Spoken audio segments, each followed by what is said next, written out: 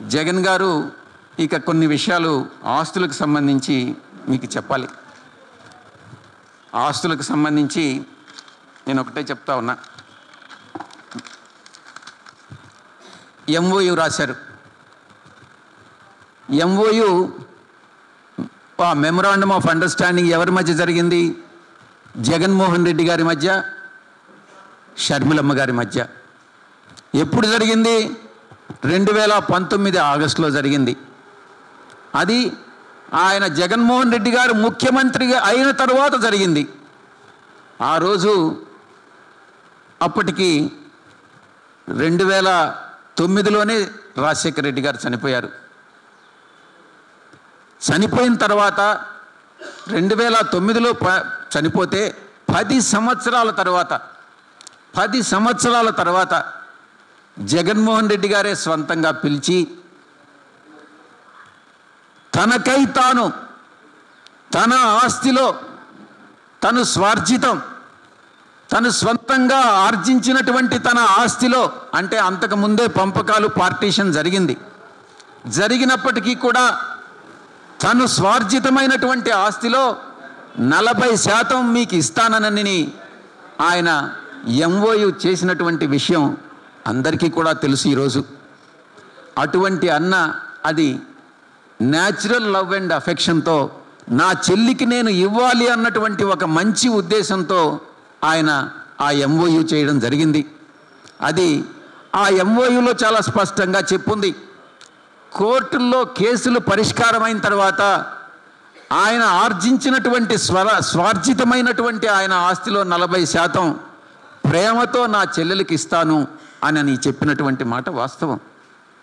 Court కేసులు అయిన తర్వాత అన్నటువంటిది మీరు ఇక్కడ అర్థం చేసుకోవాల్సి ఉంటుంది.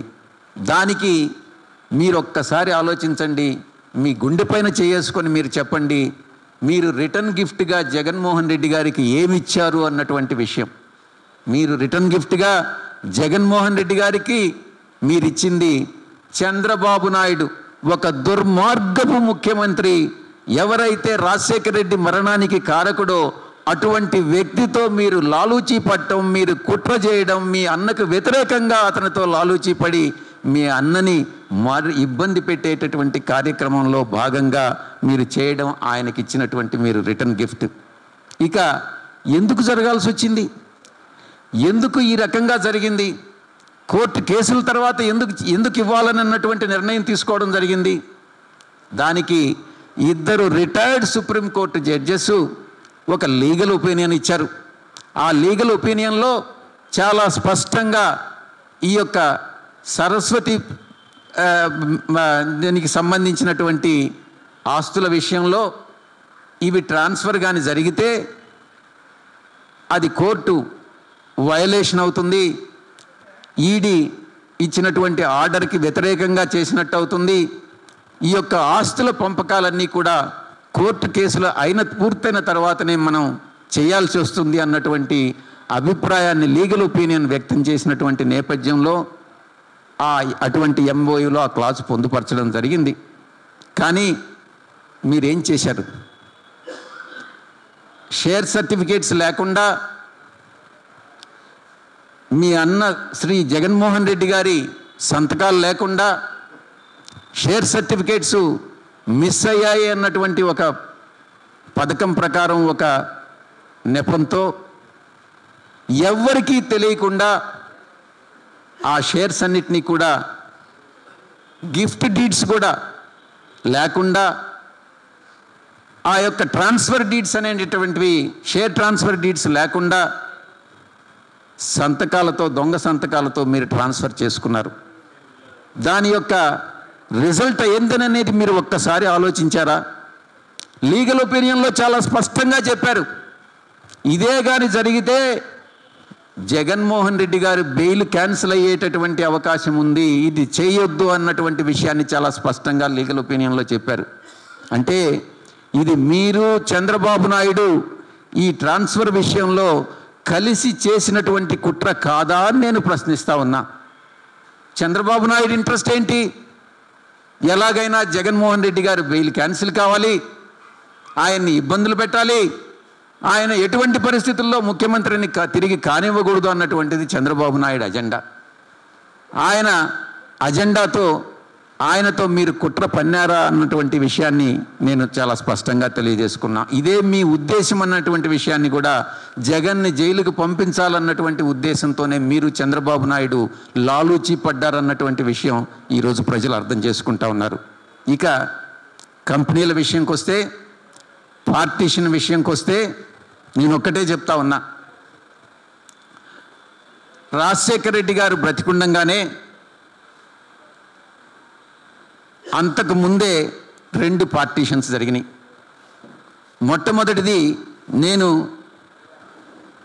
గత 35 సంవత్సరాలుగా రాజారెడ్డి గారి దగ్గర నుంచి ఉన్నాను కాబట్టి అన్నీ తెలిసినటువంటి వ్యక్తిగా నేను చెప్తా ఉన్నా. రాజారెడ్డి గారి కుమారుల మధ్య జార్జి రెడ్డి గారు కానీ, రాజశేఖర రెడ్డి గారు కానీ, రవీంద్రనాథ్ రెడ్డి గారు కానీ, సుధీకర్ రెడ్డి గారు కానీ, వివేకానంద రెడ్డి గారు కానీ, వాళ్ళ మధ్యనటువంటి ఆస్తులు పార్టీషన్ జరిగినాయి. ఆ తరువాత రాజశేఖర రెడ్డి గారికి వచ్చినటువంటి ఆస్తుల్లో మళ్ళీ ఆయన బ్రతికుండంగానే ఆస్తులన్నింటినీ కూడా తన కొడుకు కూతుళ్ళ మధ్యన ఆయన పంపకం చేయడం జరిగింది. షర్మిలమ్మ గారికి కొన్ని ఆస్తుల్ని రాజశేఖర రెడ్డి గారు ఇవ్వడం జరిగింది.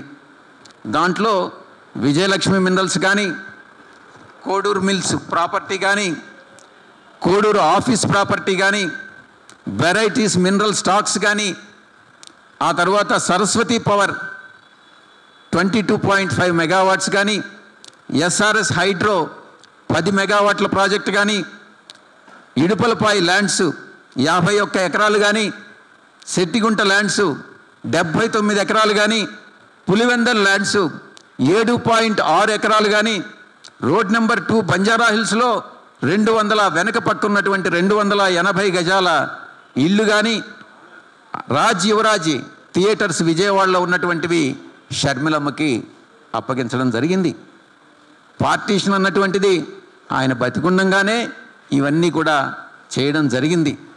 ఆ తరువాత ఏవైతే జగన్మోహన్ రెడ్డి గారికి ఆస్తులు వచ్చాయో ఆ ఆస్తుల్ని ఆయన మేనేజ్ చేస్తూ, ఆయన ఆ యొక్క వ్యాపారాలని వృద్ధి చేసుకుంటూ, ఆయన చేసినటువంటి ఆయన నేర్పరితనంతో తను ఎలా వ్యాపార నైపుణ్యతతో చేసుకున్నటువంటి పనుల వల్ల అటు ఆయన వ్యాపార రంగంలో రాణించడం జరిగింది. నేను ఒక్కటే అడుగుతా ఉన్నా. ఇక మీరు ప్రశ్నించారు భారతీ సిమెంట్స్ విషయంలో, సాక్షి జగతి విషయంలో మీరు ప్రశ్నించడం జరిగింది. నేను ఒకటే చెప్తా ఉన్నా. భారతీ సిమెంట్స్ విషయంలో మొట్టమొదట ఈ ప్రాజెక్టు స్టార్ట్ చేసినప్పుడు మొట్టమొదటి నుంచి నేను ఉన్నా. 1400 కోట్ల రూపాయలు అప్పు చేశాం. ఆ తర్వాత ఫారిన్ ఇన్వెస్టర్ని ఇన్వైట్ చేయడం జరిగింది, అప్పులన్నీ తీర్చడం జరిగింది బ్యాంకులకి. దానిలో కన్సార్షియం బ్యాంక్స్ అప్పిచ్చాయి. మొదట్లో కొన్ని లాసులు వచ్చినటువంటి మాట వాస్తవమే. ఆ తర్వాత సాక్షి విషయానికి వస్తే ఏటా 20 కోట్ల రూపాయల నష్టాన్ని సాక్షి చవిచూడడం జరిగింది మొట్టమొదట్లో. నేను ఒకటే అడుగుతా ఉన్నా, ఈ నష్టాలకు కానీ ఈ అప్పులకు కానీ ఏ రోజైనా మీరు దీనిలో షేర్ చేసుకున్నారా? లేక మీ యొక్క అప్పుల కోసం మీరు ఏదన్నా గ్యారంటీ ఇచ్చారా? ఈ కంపెనీలన్నీ కూడా జగన్మోహన్ రెడ్డి గారికి వచ్చినటువంటివి. ఆయన తన వ్యాపార దక్షతతో అభివృద్ధి చేసి లాభాల్లోకి నడిపించినటువంటి జగన్మోహన్ రెడ్డి గారికి చెందినవి అన్నటువంటి విషయం మీకు కూడా తెలుసు, ప్రతి ఒక్కరికి కూడా తెలుసు. అసలు కంపెనీ అంటే ఏంటి? కంపెనీ మేనేజ్మెంట్ ఉంటుంది, ఒక బోర్డ్ ఆఫ్ డైరెక్టర్స్ ఉంటారు. కంపెనీ లా బోర్డు కానీ, మిగతా రిజిస్ట్రార్ ఆఫ్ కంపెనీస్ కానీ, ఇవన్నీ కూడా కంపెనీ లా 1956 ఆ తర్వాత అమెండెడ్ యాక్ట్ ప్రొవిజన్స్ ప్రకారం కంపెనీని నడపాల్సి ఉంటుంది అన్నటువంటి విషయం మీ అందరికీ కూడా తెలిసే ఉంటుంది.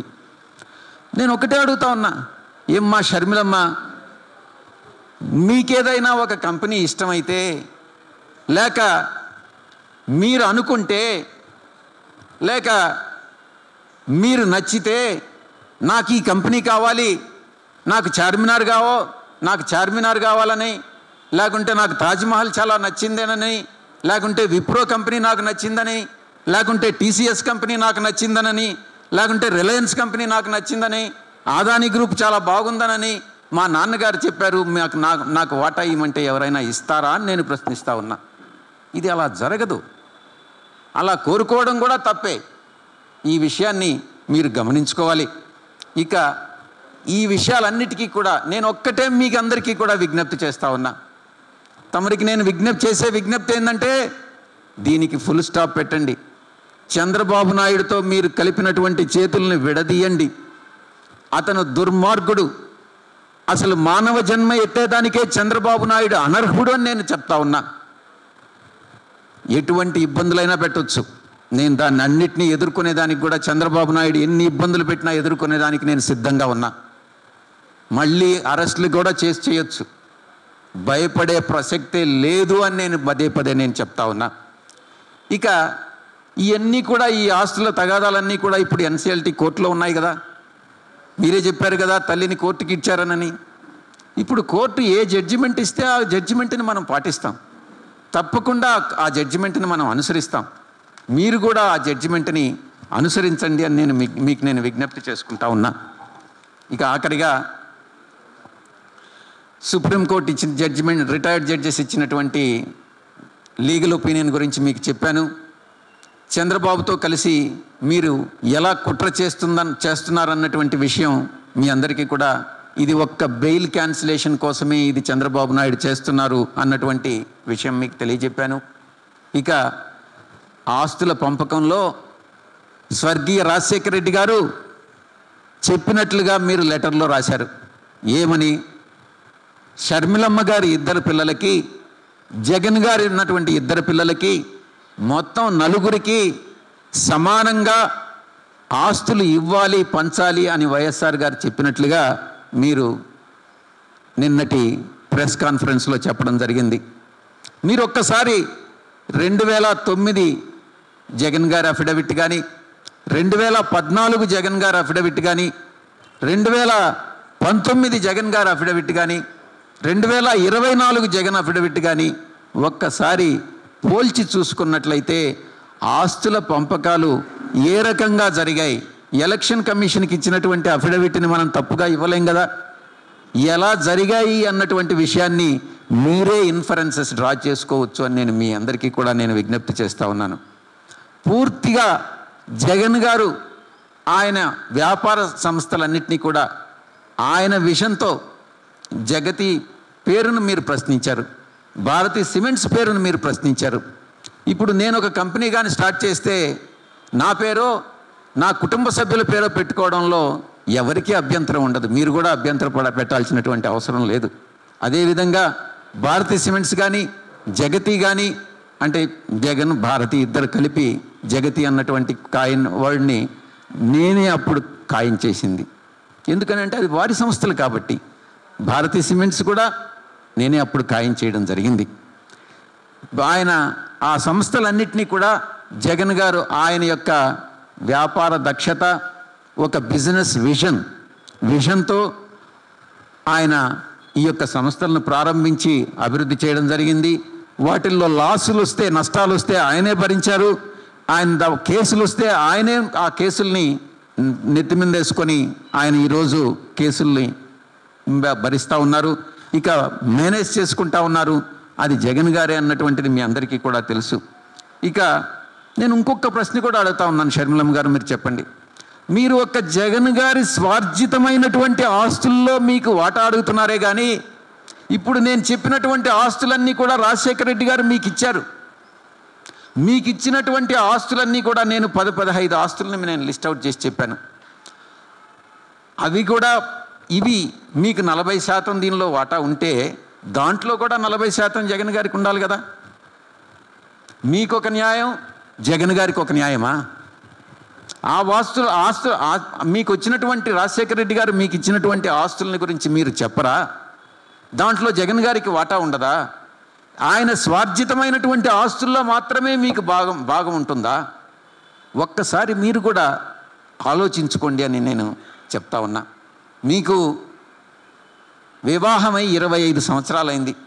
వైఎస్ఆర్ గారు చనిపోయి 15 సంవత్సరాలైంది. పెళ్ళయి 20 సంవత్సరాల తర్వాత ఎవరైనా కూడా పెళ్ళైన 20 సంవత్సరాల తర్వాత చెల్లిని పిలిచి ఒక 200 కోట్ల రూపాయలు ఈ మధ్య కాలంలో అన్న చెల్లెలకి ఇచ్చాడనంటే ఇక్కడ ఈ దేశంలో ఎవరైనా కూడా ఇలా చేస్తారా? ఇలా చేసేటటువంటి అన్న ఉంటాడా? అటువంటి అన్న మీద ఏ చెల్లైనా ఆరోపణలు చేస్తుందా? అన్న యొక్క ప్రత్యర్థి అయినటువంటి చంద్రబాబుతో చేతులు కలిపి ఈ రకంగా అన్నకు ద్రోహం చేస్తారా అని నేను ప్రశ్నిస్తా ఉన్నా. అది నేను ఒక్కటే చెప్తా ఉన్నా, ఇది జగన్ గారి అతి మంచితనం వల్లనే తాను ఈరోజు ఈ యొక్క అనర్థాలన్నీ కూడా జగన్మోహన్ రెడ్డి గారు కొని తెచ్చుకున్నాడు అన్నటువంటి విషయంలో ఎటువంటి సందేహం ఎవరికి ఉండాల్సినటువంటి అవసరం లేదు. అతి మంచితనం కూడా చాలా సందర్భాల్లో మనం అనేకమైనటువంటి అనర్థాలను తెచ్చిపెడుతుంది అన్నటువంటి విషయాన్ని నేను మీ అందరికీ కూడా చెప్తా ఉన్నా. ఇక చివరిగా నేను ఒక్కటే చెప్తా ఉన్నా, తల్లిని చెల్లిని కోర్టుకి ఇచ్చారని చెప్తా ఉన్నారు.